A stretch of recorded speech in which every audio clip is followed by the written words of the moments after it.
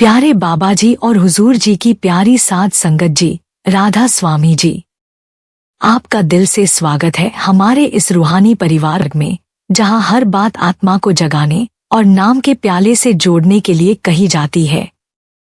संगत जी, बाबा जी अक्सर हमें बहुत सरल पर गहरे शब्दों में समझाते हैं, यह मन तो नहीं है, यह शरीर तो नहीं है, तू तो वह अमर आत्मा है जो उस परमपिता की ज्योत का अंश है। लेकिन क्या हम वास्तव में इस बात को समझ पाए हैं? कभी आपने सोचा है, हम सत्संग में जाते हैं, सेवा करते हैं, नाम लेते हैं, लेकिन आखिर हमें जानना क्या है? हमारी साधना का उद्देश्य क्या है? क्या सिर्फ भक्ति करना ही काफी है, या हमें उस भक्ति के पीछे का ब्रह्म ज्ञान भी आना चाहिए? बाबा जी कहते हैं, जब ये सच्चा ज्ञान हृदय में उतर जाता है, तब नाम और नामी एक हो जाते हैं। तब साधक कह उठता है, आह ब्रह्मास्मि, मैं ही वही हूँ जिसकी मुझे तलाश थी।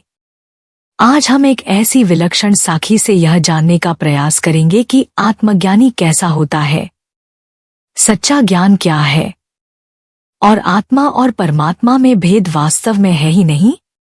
यह कहानी है ऋषि अष्टावक्र और विदेह के राजा जनक की। यह संवाद केवल एक राजा और ऋषि की चर्चा नहीं है, यह संवाद है बोध का, आत्मबोध का, और उस बिंदु का जहां साधक मैं से मुक्त होकर वह बन जाता है। संगत जी, इस वीडियो को अंत तक जरूर सुनिएगा, क्योंकि आज की ये दिव्य साखी हमें एक ऐसी आंतरिक यात्रा पर ले चलेगी जहां ज्ञान केवल शब्द नहीं रहता, वो हमारे अनुभव में उतर आता है, हमारी चेतना को छू जाता है।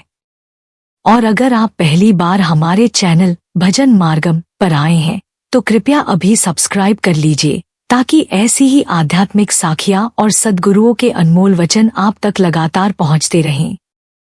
संगत जी, साखी आरंभ करते हैं।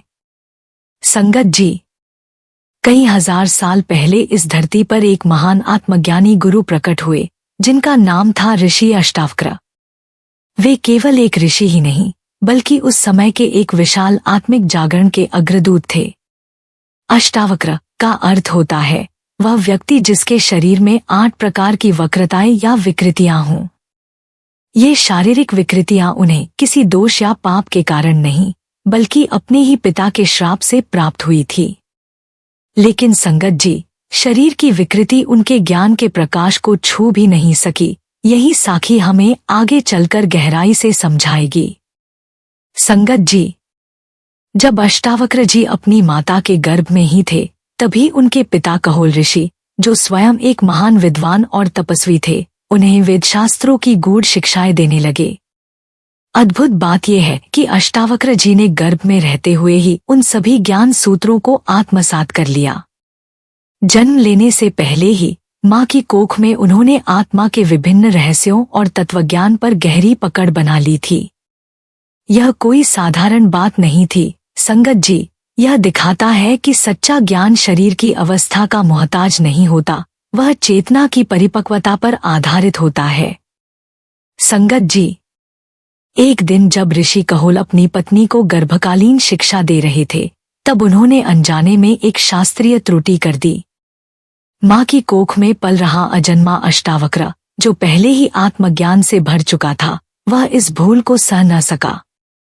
उसने भीतर से ही हूँ कहकर अपनी असहमति जताई, जैसे कह रहा हो, पिताश्री, यह बात पूर्णतः सत्य नहीं है।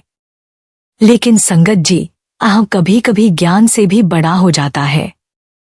कहोल ऋषि अपने अजन्मे पुत्र की यह टोक सुनकर क्रोधित हो उठे और आवेश में आकर उसे श्राप दे दिया, जैसे तू 8 स्थानों से मेरी बात को टेढ़ा समझता है, वैसे ही तेरा शरीर भी 8 स्थानों से वक्र हो जाएगा।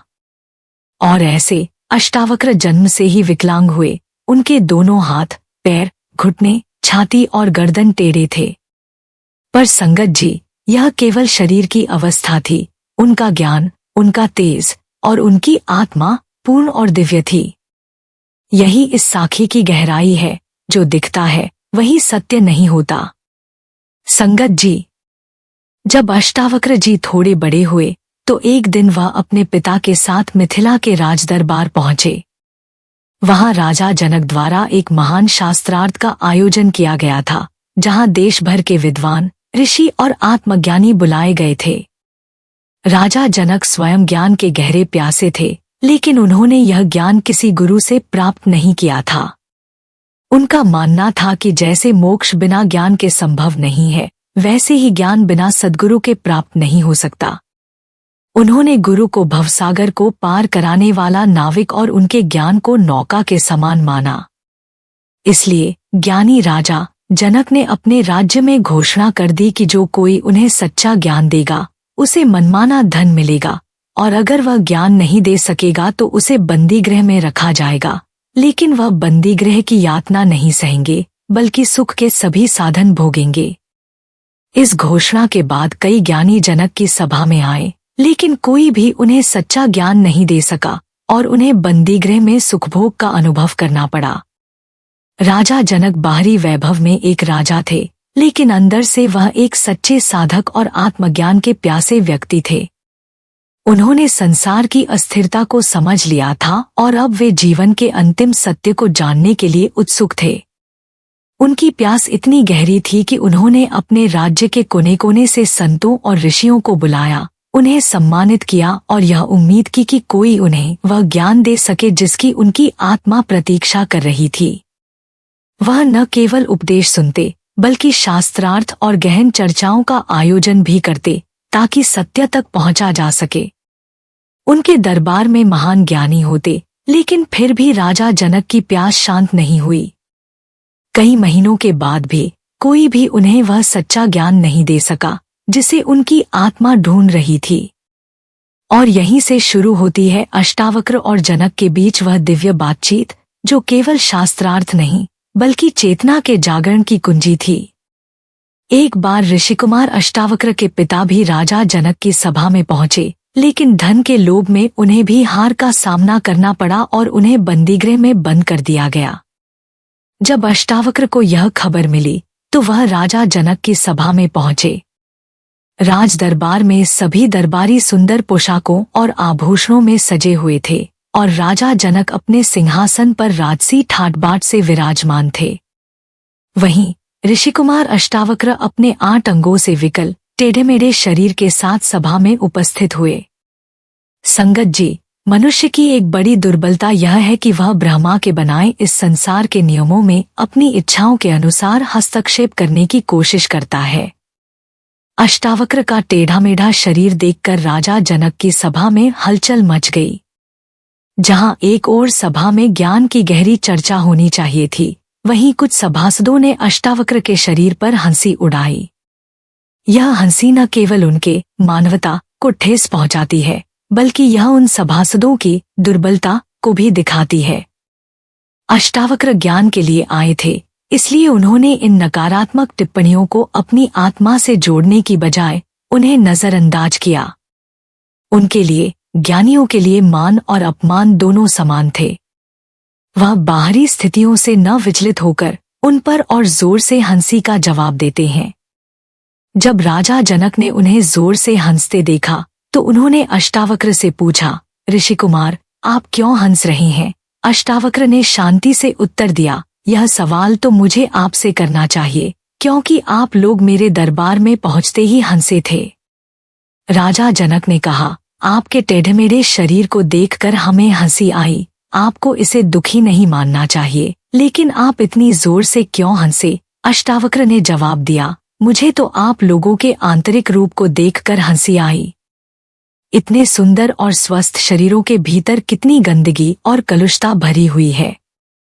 आप सभी जो ज्ञान की बात करते हैं, शरीर के रूप और आकार में ही बंधे हुए हैं। यहाँ ज्ञान की नहीं, बल्कि नश्वर शरीर की महिमा की जा रही है। संगत जी, यह सुनकर दरबार में सभी लोग चुपचाप रह गए।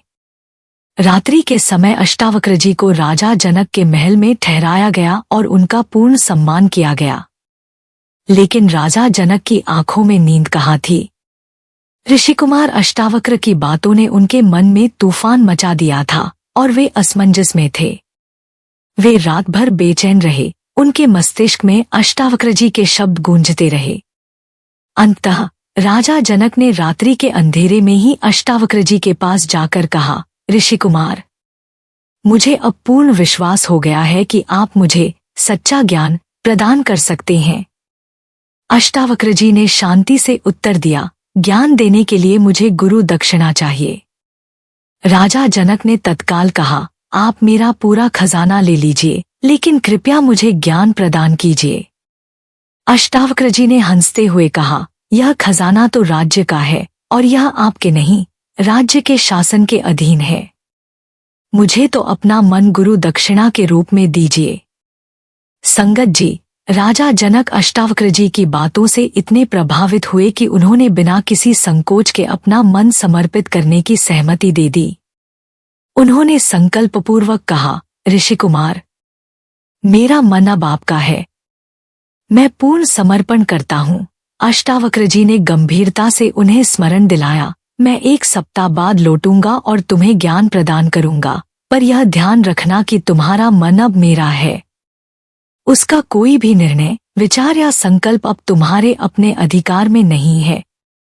इसके बाद अष्टावक्र जी अपने बंदीगृह में बंद पिता को मुक्त करवाकर उन्हें आदरपूर्वक अपने आश्रम ले गए। उधर राजा जनक के जीवन में एक नया अध्याय आरंभ हो गया। उनके भीतर अजीब सी स्थिति बन गई, मन समर्पण हो चुका था और उस समर्पण की चेतना हर क्षण उनके भीतर जीवित थी। वे जहां भी जाते, जो भी करते, उनके भीतर यह जागरूकता बनी रहती कि अब उनका मन उनका नहीं रहा, वह तो अष्टावक्र का हो चुका है। इस आत्मिक समर्पण की स्थिति ने उन्हें गहरे मौन में पहुंचा दिया। उनके भीतर की चंचलता, इच्छाएं, प्रतिक्रियाएं, सब कुछ शांत होने लगा। भोजन करते समय, राजकाज संभालते हुए और यहाँ तक कि नींद में भी उन्हें बस एक ही बात का भान रहता, मेरा मन अब मेरा नहीं, वह ऋषि कुमार का है। 1 सप्ताह पश्चात अष्टावक्र जी राजा जनक के महल लौटे। उन्होंने प्रेमपूर्वक पूछा, राजन, कैसे हो? कैसी चल रही है जीवन यात्रा? राजा जनक ने शांत भाव से उत्तर दिया, ऋषि कुमार, अब मेरी कुशलता आपके अधीन है। जब से मैंने अपना मन आपको समर्पित किया है, मैं जैसे जड़वत हो गया हूँ। न कोई इच्छा है, न कोई प्रतिक्रिया। मन तो अब आपका है और मैं एक मौन, स्थिर शांति में स्थिर हो गया हूँ। इस जड़ता में मुझे एक दिव्य सुख, एक अद्भुत शांति का अनुभव हो रहा है। अष्टावक्र जी मुस्कुराए और बोले, राजन, यह जड़ता नहीं, यह तो आत्मज्ञान की दहलीज है। अब तुम उस स्थिति में आ गए हो जहां सच्चा ज्ञान उतर सकता है। मन जब पूरी तरह समर्पित हो जाता है, जब वह मौन हो जाता है, तभी सत्य बोलता है। अब तुम ज्ञान प्राप्त करने के योग्य हो चुके हो। संगत जी, यह प्रसंग हमें एक महान शिक्षा देता है। सच्चा ज्ञान तभी प्राप्त होता है जब हम अपने चंचल और अहंकार से भरे मन को समर्पण की अग्नि में पूर्णतः अर्पित कर देते हैं। केवल वही शिष्य योग्य होता है जो मन के त्याग का साहस करता है। यही समर्पण आत्मज्ञान का प्रथम द्वार है। संगत जी, अष्टावक्र जी ने गूढ़ आत्मज्ञान की व्याख्या करते हुए कहा, सांसारिक भोगविलास वास्तव में मन के अधीन होते हैं। मन ही वह शक्ति है जो शरीर को संचालित करता है, जबकि आत्मा उससे सर्वथा भिन्न, विदेही और शुद्ध चेतना स्वरूप है। जब तक मन शरीर और इंद्रियों की ओर आकृष्ट रहता है, तब तक उसकी गति आत्मा की ओर नहीं हो सकती। आत्मा तक पहुंचने के लिए मन को ज्ञान के अधीन करना आवश्यक है। जैसे ही मन ज्ञान के प्रकाश में लीन होता है, उसकी दिशा भीतर की ओर मुड़ जाती है और वह धीरे धीरे सब बंधनों से मुक्त होकर सच्चिदानंद के स्वरूप में विलीन हो जाता है। उन्होंने आगे समझाया कि यह शरीर केवल मांसमज्जा का ढांचा नहीं है, बल्कि यह 5 कोशों से निर्मित है। सबसे पहला है अन्नमय कोश, जो अन्न से उत्पन्न होता है और जो हमारी देह का स्थूल पक्ष है। इसके भीतर प्राणमय कोश है, जिसमें जीवन ऊर्जा का संचार होता है। उसके भीतर मनोमय कोश है, जहां हमारे विचार, भावनाएं और इच्छाएं बसती हैं। इसके और भी भीतर विज्ञानमय कोश है, जो विवेक, निर्णय शक्ति और ज्ञान का स्रोत है।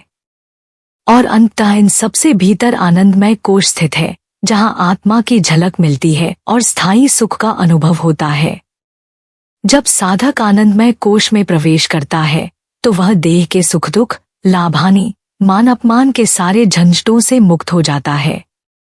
और जैसे जैसे शरीर पर ज्ञान की सत्ता स्थापित होती है, वैसे वैसे आत्मा की अनुभूति होने लगती है। आत्मा तो पहले से ही सर्वव्यापक है, किंतु उसे जानने के लिए मन का शुद्ध, शांत और ज्ञानमय होना आवश्यक है।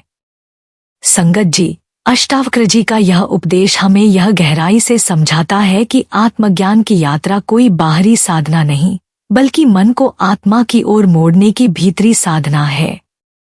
जब मन देह और विषयों से हटकर आत्मा की ओर चल पड़ता है, तभी असली मुक्ति, असली आनंद और सच्चा ज्ञान प्रकट होता है। संगत जी, जब आत्मज्ञान का प्रकाश राजा जनक के भीतर पूरी तरह फैल गया और उनका मन पूर्ण रूप से स्थिर और शांत हो गया, तब अष्टावक्र जी ने बड़ी करुणा और अधिकार से कहा, राजा जनक, अब मैं यह ज्ञान आपके मन सहित आपको लौटा रहा हूँ। अब यह मन तुम्हारा नहीं, ज्ञान के अधीन हो चुका है। अब मेरे आदेश से इस राज्य का संचालन करो, लेकिन इस भाव से कि तुम शासक नहीं हो, बस एक निमित्त हो। समस्त प्राणियों में अपनी ही आत्मा को देखो, सब में एकता का अनुभव करो और भीतर से सर्वथा निरपेक्ष रहो। अष्टावक्र जी के इन शब्दों ने जनक के अंतर्मन को पूर्णतः रूपांतरित कर दिया। वह अब केवल एक राजा नहीं थे, वे राजा विदेह बन चुके थे, एक ऐसे ज्ञानी जिन्होंने शरीर में रहते हुए भी देह का अतिक्रमण कर लिया था। उनके लिए अब राज्य और प्रजा, सम्मान और अपमान, सुख और दुख ये सब समान हो चुके थे। वे ब्रह्मज्ञान की उस अवस्था में पहुंच चुके थे जहां आत्मा के अतिरिक्त कुछ भी वास्तविक नहीं लगता। संगत जी, यही दिव्य संवाद जो अष्टावक्र जी और राजा जनक के बीच हुआ, कालांतर में अष्टावक्र गीता के रूप में प्रसिद्ध हुआ, एक ऐसा अद्वितीय ग्रंथ जो आत्मा, ब्रह्मा और अद्वैत ज्ञान की पराकाष्ठा को दर्शाता है। इसमें वह शिक्षाएं हैं जो साधक को केवल धर्म का बोध ही नहीं, बल्कि आत्मस्वरूप की पहचान भी करवाती हैं। राजा जनक ने जिस ज्ञान को पाया, वह केवल पुस्तकीय नहीं था, वह अनुभवजन्य था, वह जीवन को बदल देने वाला ज्ञान था। अष्टावक्र जी ने उन्हें वह दृष्टि दी जिससे उन्होंने संसार के पार जाकर आत्मा का साक्षात्कार किया। यही कारण है कि आज भी राजा जनक को केवल एक राजधर्म निभाने वाले शासक के रूप में नहीं, बल्कि विदेह आत्मज्ञानी पुरुष के रूप में स्मरण किया जाता है। संगत जी, जब राजा जनक को आत्मज्ञान प्राप्त हुआ तो उनका हृदय संसार से विरक्त हो गया। वे अष्टावक्र जी से विनती करने लगे, गुरुदेव, अब यह राज्य, यह महल, यह वैभव सब व्यर्थ प्रतीत होता है। मुझे अब इनसे कोई लगाव नहीं रहा। मैं तो बस आपके चरणों में बैठकर शांति पाना चाहता हूँ। कृपया मुझे अपने आश्रम में अपने पास रहने की अनुमति दें। लेकिन अष्टावक्र जी ने मुस्कुराकर उत्तर दिया, राजन, अब जब तुम्हें आत्मज्ञान की प्राप्ति हो चुकी है, तो जीवन अब तुम्हारी पसंद नापसंद का विषय नहीं रहा। अब यह जीवन तुम्हारी आवश्यकताओं का नहीं रहा, क्योंकि आत्मज्ञानी की वास्तव में कोई व्यक्तिगत आवश्यकता नहीं होती। अब तुम्हारा जीवन उस कार्य के लिए समर्पित होना चाहिए जिसे प्रभु ने तुम्हारे माध्यम से करना है। तुम्हारी प्रजा का अधिकार है कि उन्हें एक आत्मज्ञानी, न्यायप्रिय और विवेकशील राजा मिले। जनक जी गुरु की आज्ञा को स्वीकार कर अनिच्छा से महल लौटे, लेकिन उसके बाद उन्होंने एक आत्मज्ञानी की दृष्टि से राज्य चलाया, निस्वार्थ भाव से, संतुलन पूर्वक और समर्पण के साथ। उनका जीवन एक आदर्श बन गया, जहां वे राजसी वैभव में रहते हुए भी अंतर्मुखी, संयमी और आत्मा में स्थित रहे। यही है सच्चा आत्मज्ञान, संसार में रहते हुए भी संसार से परे हो जाना। संगत जी, राजा जनक भारत भूमि पर एक दुर्लभ उदाहरण थे, एक ऐसे आत्मज्ञानी जिन्होंने ज्ञान को पाकर भी अपने सांसारिक कर्तव्यों से मुंह नहीं मोड़ा। वे उस सत्य के प्रतीक थे जो दर्शाता है कि आत्मज्ञान केवल सन्यासियों का विशेषाधिकार नहीं है, बल्कि यह संसार में रहकर भी प्राप्त किया जा सकता है और निभाया जा सकता है। जनक उस विरले आत्माओं में से थे जिन्होंने आत्मज्ञान प्राप्त कर लेने के बाद भी एक राजा के रूप में अपने उत्तरदायित्वों को न केवल निभाया बल्कि एक आदर्श के रूप में उन्हें समाज के सामने प्रस्तुत किया।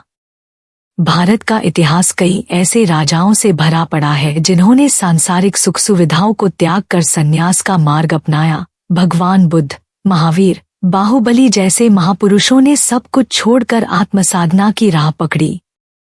लेकिन जनक का मार्ग कुछ और ही था। वे आत्मज्ञान को संसार से भागने का नहीं बल्कि संसार में पूरी सजगता से रहने का माध्यम मानते थे।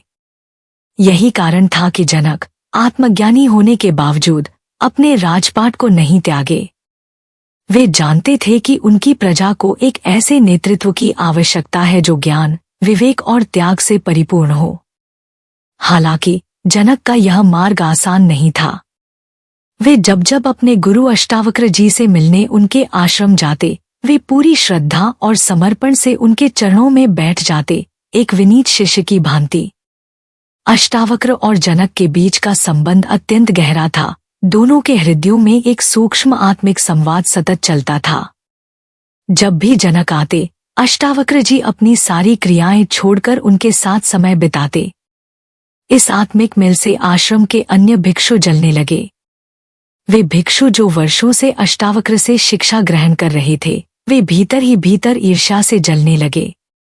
वे आपस में फुसफुसाते, हमने तो सब कुछ त्याग दिया, गृहस्थ जीवन छोड़ा, धन वैभव छोड़कर भिक्षा पर आश्रित जीवन चुना, और ये राजा जो अभी भी महलों में रहता है, जिसकी पत्नियां, संतानें, आभूषण और वैभवपूर्ण जीवन शैली है, उसे हमारे गुरु इतनी विशेषता क्यों दे रहे हैं। उनके भीतर विद्रोह की एक चुप्पी सी जन्म लेने लगी। वे सोचने लगे कि कहीं गुरु अष्टावक्र भी तो सांसारिक लालच में नहीं फंस गए। गुरुदेव अष्टावक्र सब देख रहे थे। वे जानते थे कि उनके शिष्यों के मन में क्या चल रहा है। एक दिन उन्होंने उन शंकाओं को मिटाने के लिए एक छोटी सी लीला रची। एक दिन वे भिक्षुओं को प्रवचन दे रहे थे। जनक भी उस सभा में उपस्थित थे। तभी एक सिपाही हड़बड़ाता हुआ कक्ष में आया और जनक के आगे झुकते हुए बोला, महाराज, महल में भीषण आग लग गई है। हर ओर अफरातफरी मची है। सब कुछ जल रहा है। सिपाही ने केवल जनक को प्रणाम किया, अष्टावक्र को नहीं। जनक ने खड़े होकर सिपाही को डांटते हुए कहा, अरे मूर्ख, तूने गुरु के सामने सिर तक नहीं झुकाया और सत्संग में विघ्न डालने चला आया। क्या महल का जलना इतना बड़ा विषय है कि गुरु की वाणी को बीच में रोका जाए? अभी निकल यहां से। और वे फिर शांत भाव से बैठ गए, जैसे कुछ हुआ ही न हो। कुछ दिन बाद अष्टावक्र ने दूसरा प्रयोग किया। वही सभा, वही प्रवचन। इस बार एक आश्रम सेवक दौड़ते हुए आया और बोला, गुरुदेव, बंदरों ने भिक्षुओं के सारे सूखते कपड़े उठा लिए हैं। वे फाड़ रहे हैं। यह सुनते ही सभी भिक्षु घबरा गए और तुरंत अपने कपड़ों को बचाने दौड़ पड़े। लेकिन जब वे वहां पहुंचे तो देखा सब कुछ वैसा का वैसा है। न कोई बंदर, न कोई हानि। उन्हें जैसे ही सत्य का बोध हुआ, वे चुपचाप लौट कर आए, सिर झुकाए, लज्जित। तभी अष्टावक्र ने गंभीर स्वर में कहा, देखो, यही अंतर है राजा जनक और तुम लोगों में। जब जनक का समस्त वैभव, उनका महल, उनकी दौलत जल रही थी, तब भी वे केवल इस बात से विचलित हुए कि सत्संग में बाधा पड़ी। पर तुम, जिनके पास न धन है, न महल, न परिवार, केवल 2 लंगोटे हैं, वे भी सूख रही थीं, फिर भी भाग खड़े हुए। तुम अपने त्याग को लेकर अभिमान करते हो, लेकिन सच्चा त्याग तो जनक में है, जो सबके बीच रहते हुए भी भीतर से अचल, निष्प्रह, आत्मस्थ है। संगत जी, यही है असली आध्यात्मिकता। बाहर क्या है वह नहीं गिनता, अंदर क्या है वह ही सत्य को दर्शाता है। आत्मज्ञान यह नहीं पूछता कि आप सन्यासी हैं या राजा, वह यह देखता है कि आप अपने भीतर कितने निर्मल, कितने जागरूक और कितने त्यागी हैं। राजा जनक के लिए संसार एक मंच था। वे उसमें अपने भाग को निभा रहे थे, मगर भीतर से वे केवल दृष्टा थे, साक्षी थे। उन्होंने यह सिखाया कि आत्मज्ञान प्राप्त करना एक लक्ष्य नहीं बल्कि एक जीने की कला है, ऐसी कला जिसमें व्यक्ति संसार को त्यागे बिना भीतर से उस पर विजयी हो जाता है। और सच में जनक जैसे आत्मज्ञानी वरदान होते हैं, न केवल अपने लिए बल्कि समस्त समाज के लिए। संगत जी, सच्चा आत्मज्ञान यही है, देही से विदेही हो जाना। शरीर में रहते हुए भी यह जान लेना कि मैं यह शरीर नहीं हूँ। मन का गुलाम नहीं बल्कि मन को अपना गुलाम बना लेना ही आत्मज्ञान है। यह पहचानना कि हम इस संसार के आने जाने वाले दृश्य नहीं बल्कि उस दिव्य सत्ता के अंश हैं, जो शाश्वत है, अमर है, अखंड है। जनक जैसे आत्मज्ञानी हमें यह सिखाते हैं कि असली आत्मज्ञान कोई संन्यास नहीं बल्कि संसार में रहते हुए स्वयं को पहचान लेने की अवस्था है। जब साधक को यह अनुभव हो जाता है कि मैं यह नाम, रूप, पद या प्रतिष्ठा नहीं हूँ, मैं एक पवित्र आत्मा हूँ जो परमात्मा का ही अंश है, तब वह वास्तव में देही होकर भी विदेही हो जाता है। न शरीर उसकी पहचान रहता है, न विचारों की उथल पुथल उसे हिला पाती है। वह मन को साध लेता है, इंद्रियों को मित्र बना लेता है और अंत में उस परम सत्य से एकाकार हो जाता है। संगत जी, अगर आपको यह साखी और इसकी शिक्षाएं हृदय को छू गई हों, तो कृपया लाइक करें, जिससे हमें पता चले कि आप ऐसे गहरे आध्यात्मिक विषयों में रुचि रखते हैं। इस ज्ञान को औरों तक पहुंचाने के लिए इसे शेयर करना न भूलें। हो सकता है किसी की सोच, किसी का जीवन इस एक कहानी से बदल जाए। और यदि आपने अभी तक हमारा चैनल भजन मार्गम सब्सक्राइब नहीं किया है, तो जरूर करें, ताकि ऐसी और भी प्रेरणादायक साखियां, संत वचन और आध्यात्मिक मार्गदर्शन आप तक नियमित रूप से पहुंचते रहें। आपका साथ ही हमारी साधना है। धन्यवाद संगत जी। राधा स्वामी जी।